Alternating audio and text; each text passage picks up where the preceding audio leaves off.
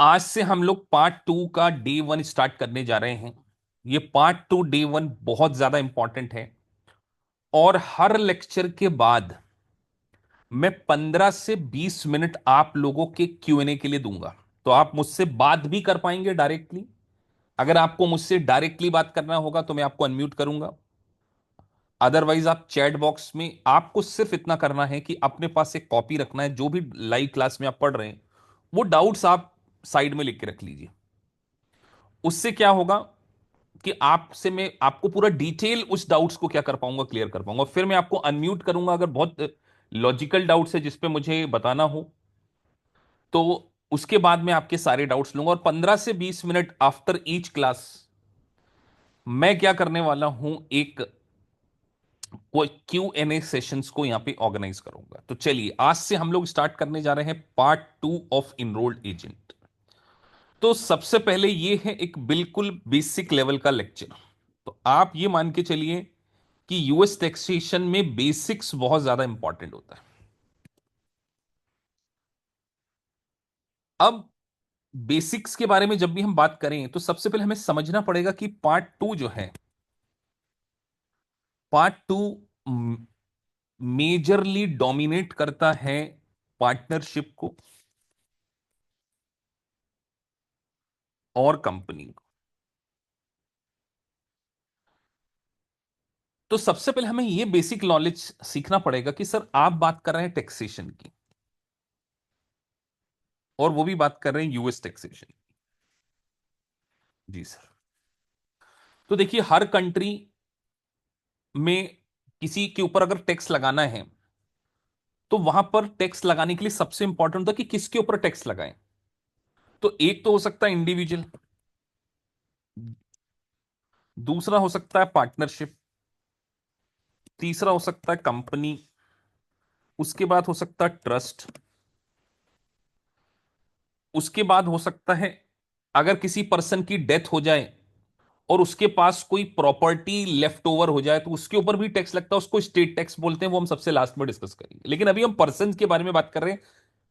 तो इंडिविजुअल के ऊपर टैक्स लगाया जाता है, पार्ट 1 में कंप्लीट किया जाता है। लेकिन पार्टनरशिप में और कंपनी का जो पूरा का पूरा सिलेबस है वो आपको पार्ट 2 में देखने को मिलता है। तो अब हम बात करने जा रहे हैं सबसे पहले पार्टनरशिप से रिलेटेड कॉन्सेप्ट। तो ये एक बेसिक क्लास है। तो बेसिक क्लास में जब भी हम पढ़ेंगे तो बहुत ही ऐसी चीजों को पढ़ेंगे जो आपको बहुत अच्छे से समझ में आना बहुत जरूरी है। अब मेरा एक क्वेश्चन आप लोगों से है, जैसे आप सोचिए आप क्लास में अभी 140 स्टूडेंट हैं।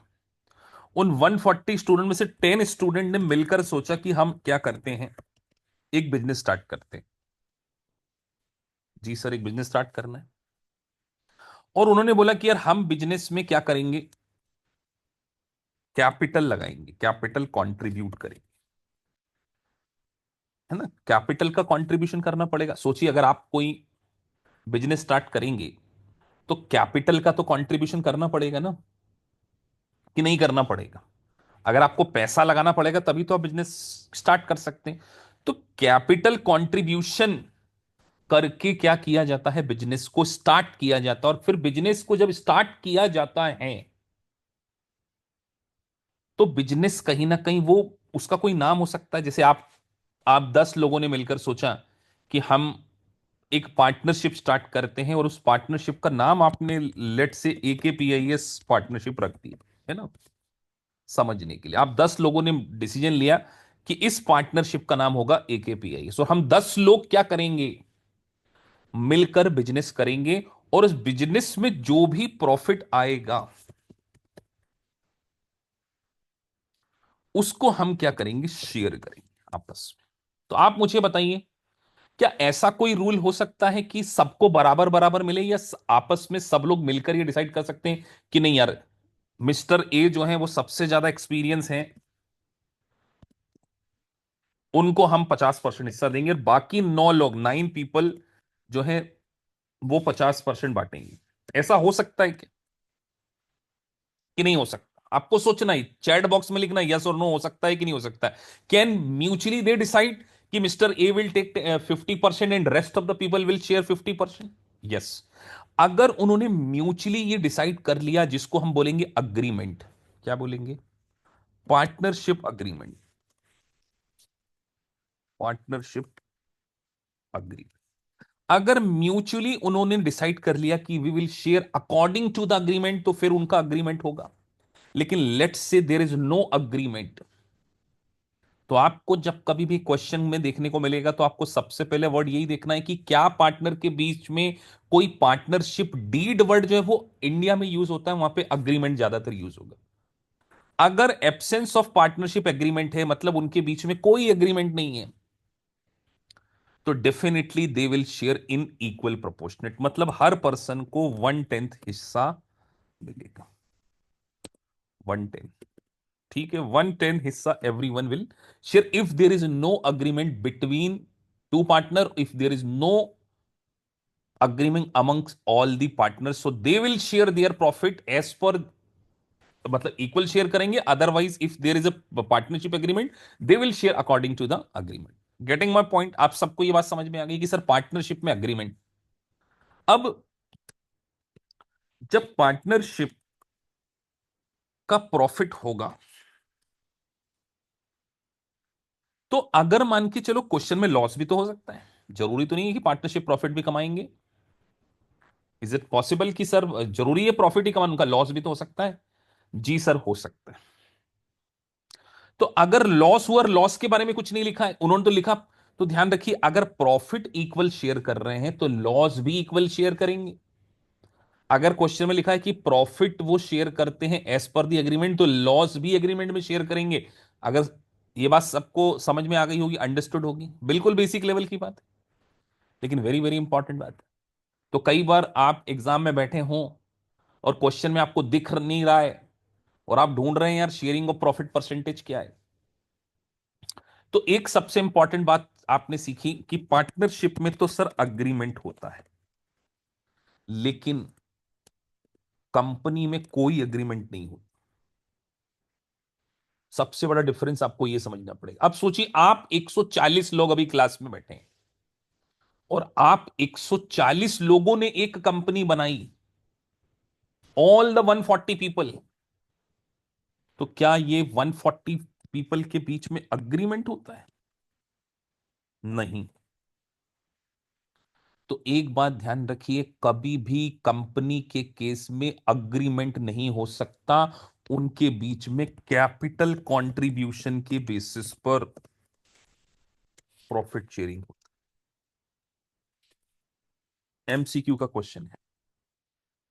अब ये कैपिटल कंट्रीब्यूशन क्या होता है? सर एक कंपनी बनाते, आप सोचिए, आपने, जो नॉन कॉमर्स के स्टूडेंट है, मैं उनसे एक बात पूछना चाहता हूं। आज आप बैठे हैं, आपको किसी कंपनी के शेयर्स खरीदना, ये शेयर्स वर्ड आपके लिए थोड़ा सा नया हो सकता है। किसी ना किसी ऐसी लिस्टेड कंपनी का नाम तो आप लोग जानते ही होंगे। चलो, अमेरिका की किसी लिस्टेड कंपनी का नाम लिखो जरा। अमेरिका की किसी लिस्टेड कंपनी का नाम जो आपके दिमाग में आता हो, जो सर स्टॉक एक्सचेंज में लिस्टेड हो। Tesla, Microsoft. यार आपको माइक्रोसॉफ्ट के शेयर खरीदना है। लेट से आपने माइक्रोसॉफ्ट कंपनी आप लोगों ने ही मिलकर बनाई, बिल गेट्स ने नहीं बनाई, 140। तो आप जो है 140 जो है उसके शेयर होल्डर क्या है? और हो सकता है कि मिस्टर ए के पास 90% शेयर हो, और रेस्ट के पास 10%। तो मिस्टर ए को जो भी प्रॉफिट होगा वो 90% मिलेगा। तो एक इंपॉर्टेंट बात, कभी भी एग्जामिनर आपको कंफ्यूज करने की कोशिश करे, आपको हमेशा मेरी बात याद आना चाहिए कि सर पार्टनरशिप के बीच में एग्रीमेंट होता है। आप सब एक दूसरे को जानते हैं क्या? आप सब एक दूसरे को जानते हैं या नहीं जानते हैं? नहीं जानते ना। क्या आप मेरी कंपनी के शेयर खरीद सकते हैं? आप सब, अगर मेरी पब्लिक लिमिटेड कंपनी होती तो definitely you can buy my shares. तो आपको यह ध्यान रखना, कंपनी में जो प्रॉफिट शेयरिंग होती है वो किसके बेसिस पे होती है सर? कैपिटल कंट्रीब्यूशन, जितना आपने पैसा लगाया होता है। लेकिन पार्टनरशिप में प्रॉफिट शेयरिंग कैसे होता है? या तो अग्रीमेंट के बेसिस पे, या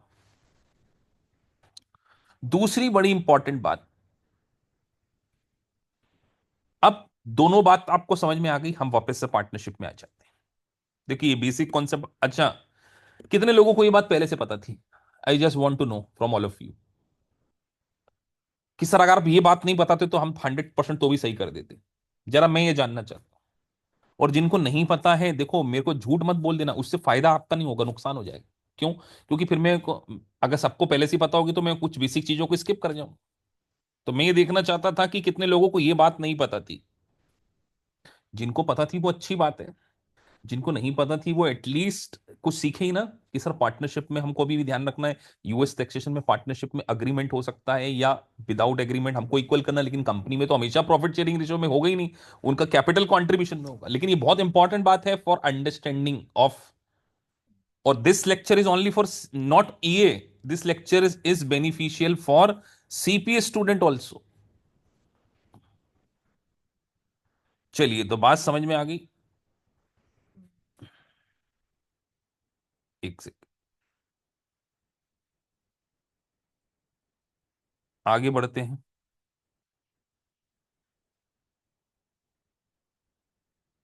स्क्रीन कई बच्चे बोल रहे हैं सर थोड़ा सा विजिबल नहीं हो रही है, एक second.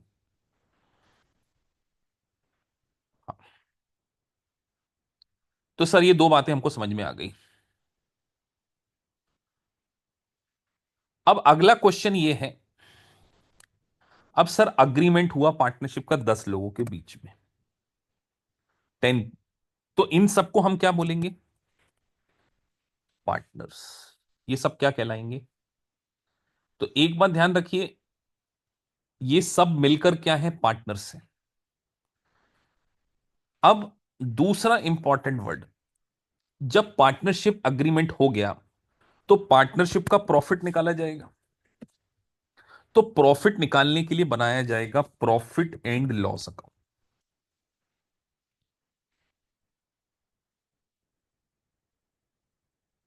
Profit and loss account बनाना पड़ेगा। तो प्रॉफिट एंड लॉस अकाउंट कैसे बनता होगा? How to prepare profit and loss account? तो सर उसके लिए सारी इनकम, सिंपल सी भाषा में हम बता रहे हैं, हम अकाउंटिंग की भाषा में नहीं बता रहे, हमको टैक्सेशन की भाषा में, जो भी इनकम हो रही है उसमें से क्या कर दिया जाए? अगर एक्सपेंसेस को माइनस कर दिया जाए,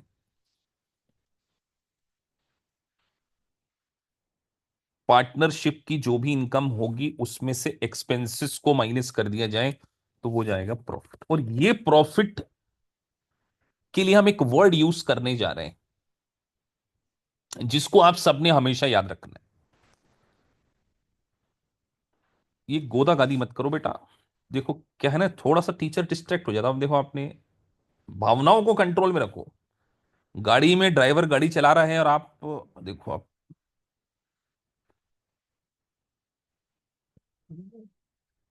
ठीक है चलो, है ना? तो प्रॉफिट निकाला, इसको हम एक वर्ड बोलेंगे डिस्ट्रीब्यूटेबल प्रॉफिट। क्या बोलेंगे बेटा?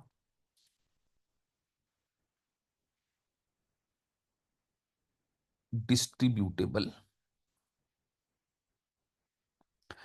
भले ही ये एक्चुअल में डिस्ट्रीब्यूट नहीं किया गया है, पर इसको हम क्या बोलेंगे? डिस्ट्रीब्यूटेबल प्रॉफिट, और as per the income tax law, इस डिस्ट्रीब्यूटेबल प्रॉफिट के ऊपर किसको टैक्स देना होना चाहिए?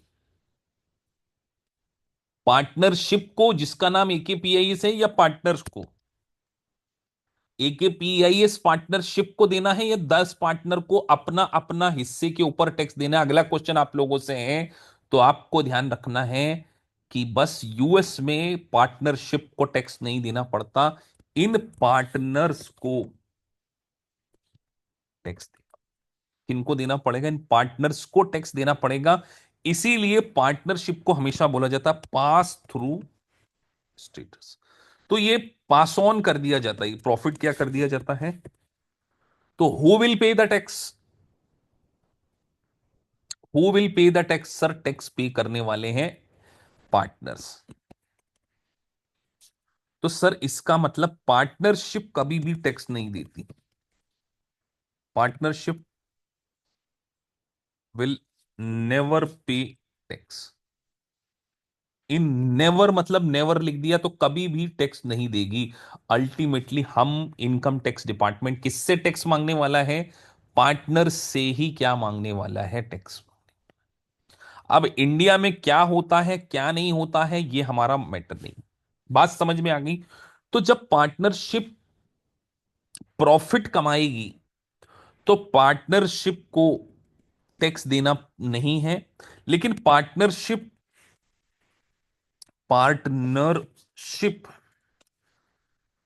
एक फॉर्म जरूर फिल करेगी, जिसमें जिस फॉर्म का नाम होगा 1065। इसको हम बोलेंगे इंफॉर्मेशन रिटर्न।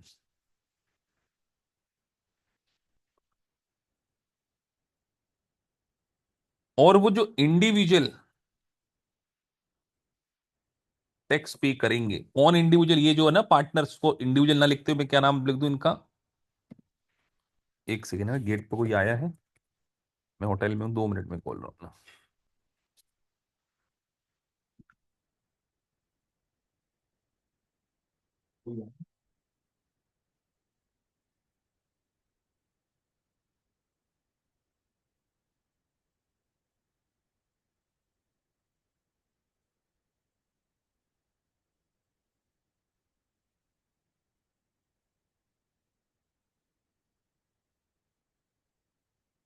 हाँ जी, तो हम क्या बोल रहे थे कि सर इसके ऊपर टैक्स किसको भरना पड़ेगा? उस पार्टनर्स को। लेकिन वो पार्टनर्स टैक्स कैसे भरेंगे? इंडिविजुअल के रूप में भरेंगे। पार्टनर्स कैसे भरेंगे सर? इंडिविजुअल। उसके लिए फॉर्म नंबर यूज होगा 1040।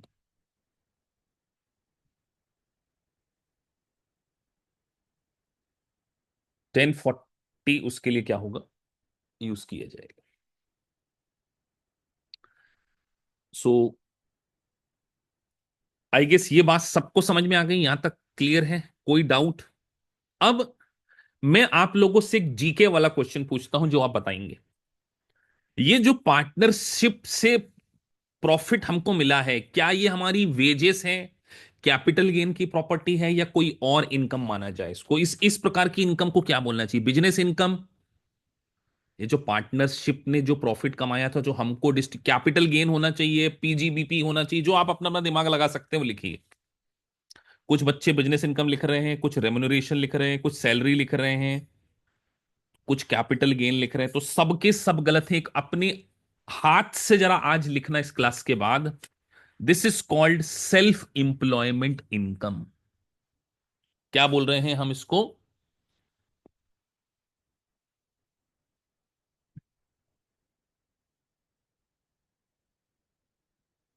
इसको हम क्या बोलेंगे? Self employment income.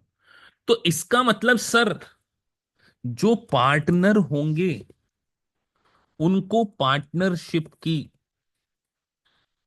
इस डिस्ट्रीब्यूटेबल इनकम के ऊपर दो प्रकार से टैक्स देने पड़ेंगे। पहला टैक्स होगा जिसको हम यूएस की लैंग्वेज में बोलेंगे फेडरल टैक्स। क्या बोलेंगे? Federal tax. और एक टैक्स इनको और पे करना पड़ेगा जिसको हम बोलेंगे सेल्फ इंप्लॉयमेंट।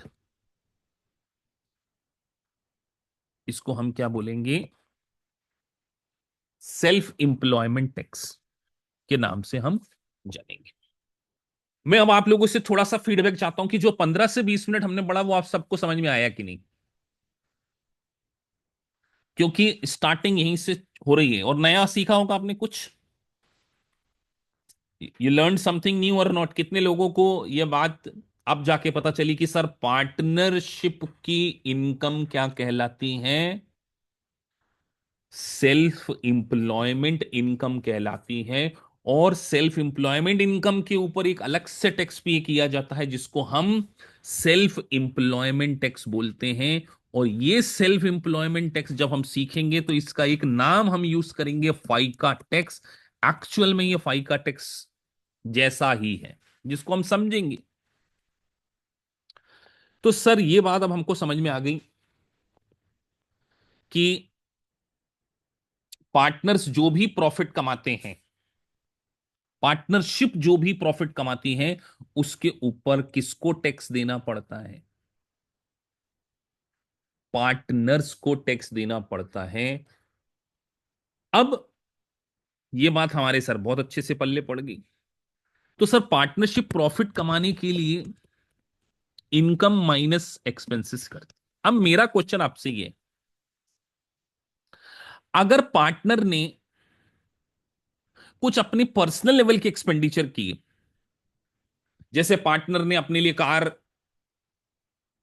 खरीदी, उसका पेट्रोल उसने डलवाया, क्या वो अपने पर्सनल खर्चे को इस पार्टनरशिप के प्रॉफिट का कैलकुलेशन करते समय, इस पर्सनल खर्चे को पार्टनरशिप का प्रॉफिट कैलकुलेशन करते समय एक्सपेंसेस मान सकता है क्या? मेरा क्वेश्चन आपसे ये। जिनको हाँ लगता है वो यहां लिखे, जिनको ना लिखे। तो एक बात ध्यान रखिए, पार्टनर के पर्सनल लेवल के खर्चे, पार्टनर के पर्सनल लेवल के खर्चे कभी भी अलाउड नहीं किए जाते। अब एक क्वेश्चन यहां पर यह आता है, जो मैं आपको बहुत इंपॉर्टेंट बात समझाने जा रहा हूं, यह है सैलरी। सैलरी तीन लोगों को दी जा सकती है। एक इंडिविजुअल को दी जा सकती है, एक पार्टनर्स को दी जा सकती है, और एक शेयर होल्डर को दी जा सकती है। आप मुझे बताइए, कौन सी सैलरी को एक्सपेंडिचर मानना चाहिए? पार्टनर की, शेयर होल्डर की, इंडिविजुअल की, या किस किस की नहीं मानना चाहिए? आप लोगों को मैं एक्सपीरियंस के साथ में कैलकुलेट करने का एक मौका दे रहा हूं। किसकी सैलरी को एक्सपेंडिचर मान लेना चाहिए? तो एक बात ध्यान रखिए, सैलरी एक्सपेंडिचर, अब सर सैलरी का मतलब क्या होता है? यार अभी आपको मैंने बताया कि हम इनकम कमा रहे हैं, उसमें से एक्सपेंसेस माइनस करेंगे, तो क्या हम एक इंडिविजुअल को सैलरी दें, या पार्टनर को सैलरी दें, या शेयर होल्डर को सैलरी दें, तो वो एक्सपेंसेस है या नहीं है?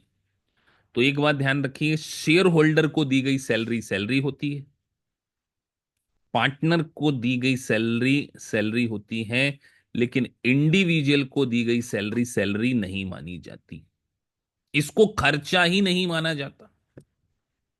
तो ये लिख लो, नॉट।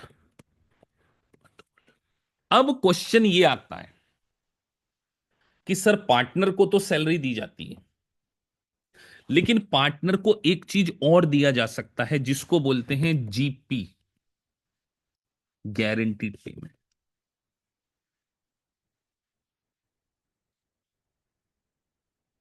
ये बड़ा इंपॉर्टेंट वर्ड आपको देखने को मिलेगा, जीपी मतलब गारंटीड पेमेंट टू।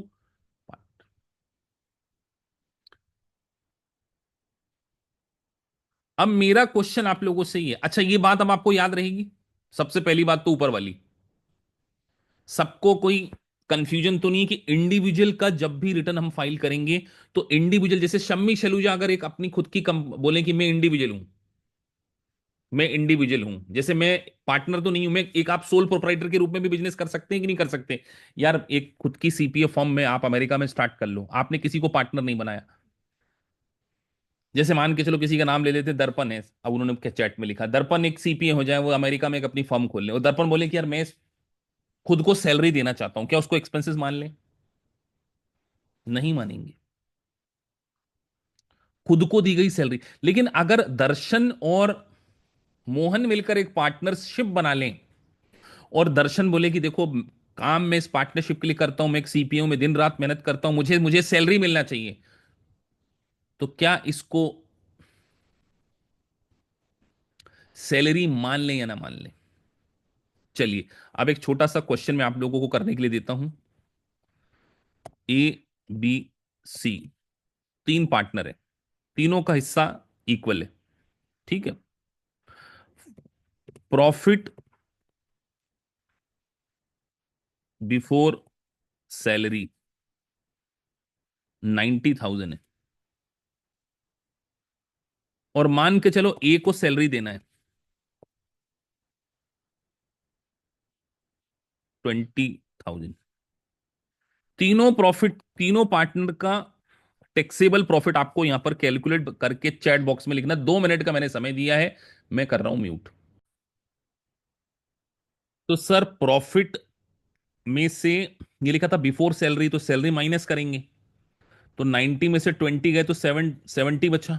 इसको बोलेंगे डिस्ट्रीब्यूटेबल प्रॉफिट। तो सर 90 में से 20 गए, बचा 70। 70 के 3 हिस्से करना है। मैंने 20,000 ही लिखी थी ना सैलरी। तो इसको, ये तीनों को तो इक्वल इक्वल मिल जाएगा सर। जी सर। ठीक है। और मिस्टर ए को सैलरी भी तो मिल रही है, वो बहुत कम बच्चों ने जोड़ी है, तो उनका टैक्स देना पड़ेगा उनको इस अमाउंट के ऊपर, और बाकी सबको देना पड़ेगा इस अमाउंट के ऊपर।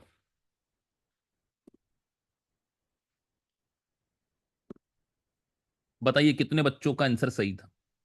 जिन बच्चों का आंसर सही था वो अपना हैंड रेस कर दे बेटा, मैं उन बच्चों को पहचानना चाहता हूं जिनका सही था। झूठ ना बोले। सबसे पहले अपने नाम को चेंज करें, Vivo V2230, mobile number Vivo. तो lot of people are correct.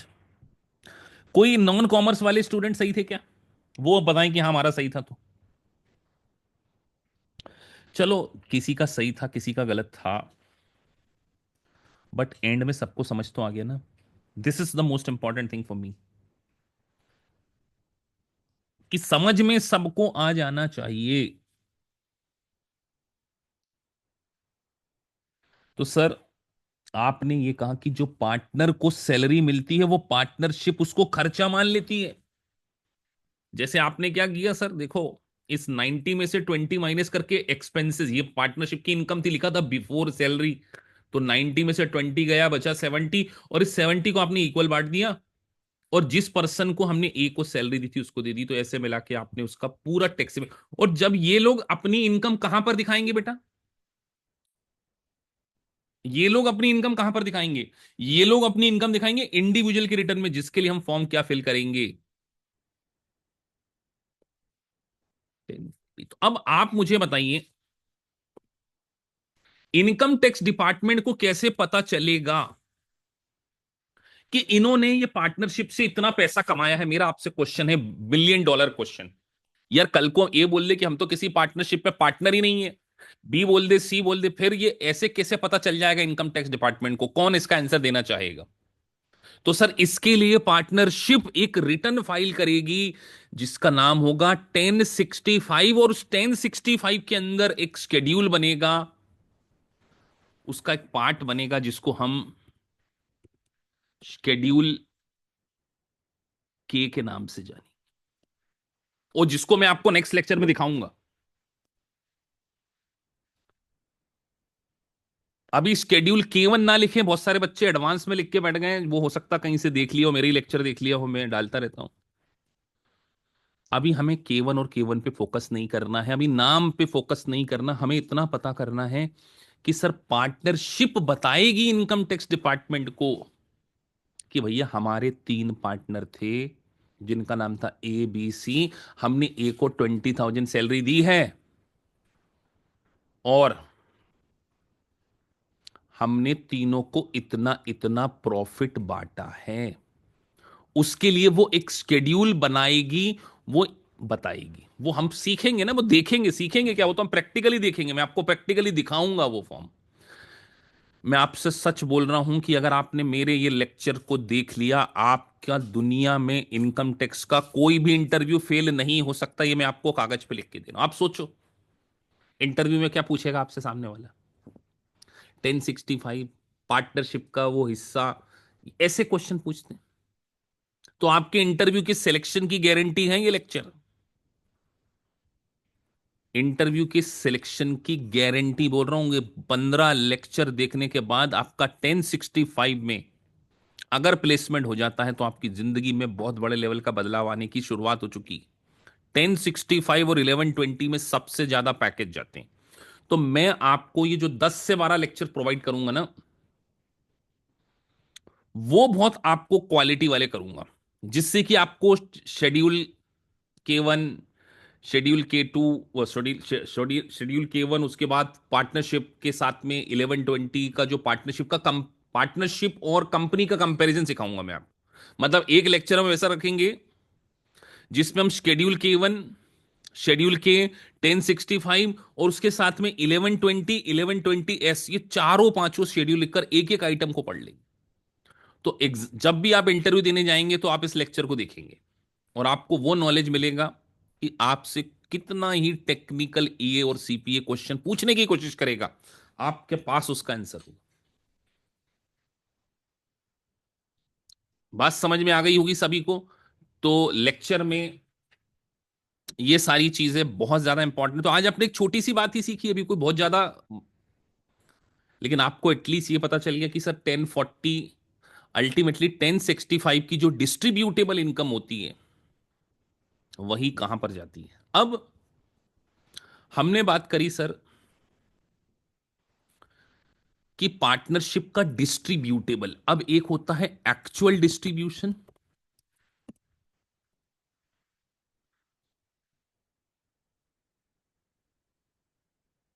Versus distributable.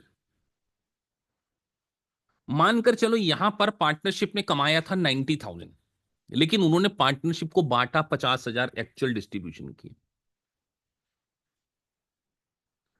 Tax तीनों पार्टनर को 90 पे देना है या 50,000 पे देना, अगला क्वेश्चन आपसे है। जिसको जो लगता है वो चैट बॉक्स में आंसर दे।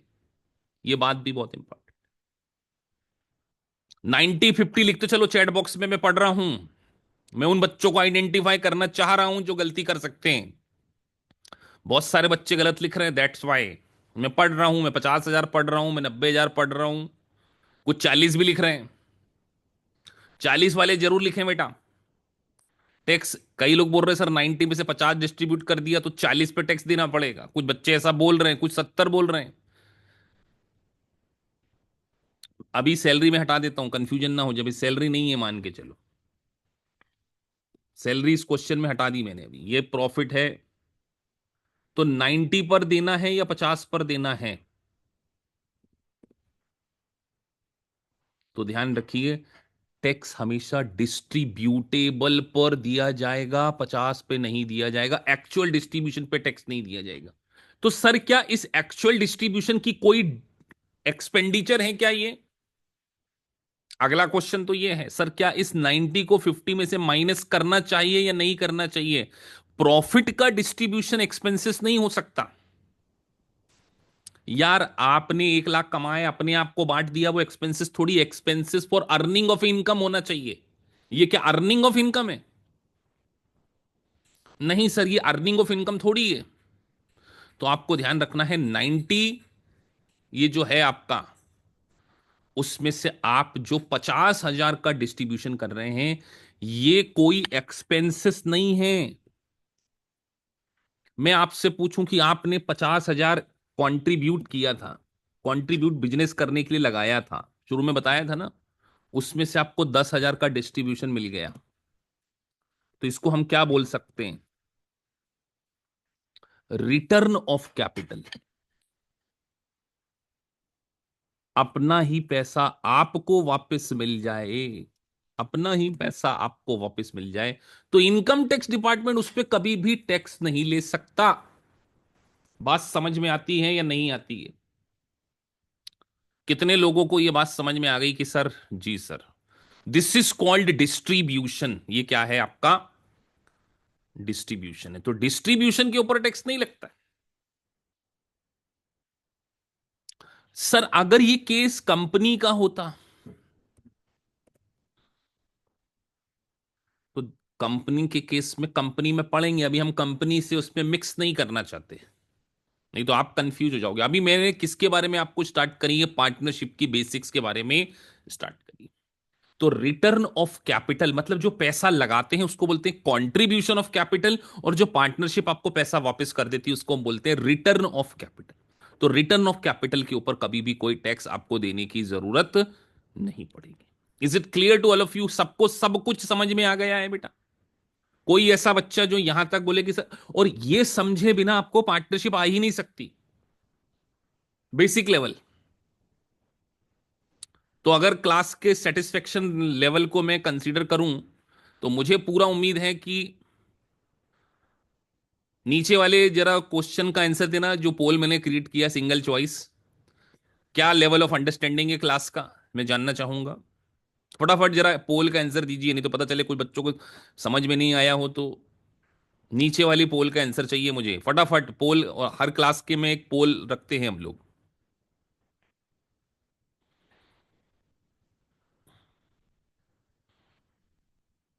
93% बच्चों को समझ में आया है। जो 7% बच्चे अगर हो सकते हैं, ऐसे 5-7%, वो मुझसे डाउट्स में डेफिनेटली पूछें। नेक्स्ट क्लास के पहले मुझे ईमेल भी करें। इसके लिए उनको आज का लेक्चर डेफिनेटली देखना पड़ेगा। 94% बच्चों को समझ में आया है। That's pretty good.